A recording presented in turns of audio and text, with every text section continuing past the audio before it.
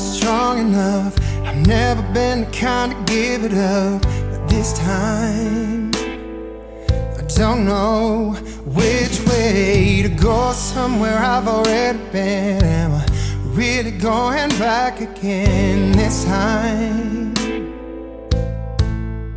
This time I don't know. I don't know.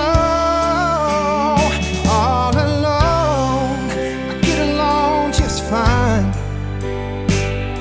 with a bottle of whiskey or a cheap box of wine. If I go, maybe this time I'll find a way to get you off my mind. All I need is a good place to hide.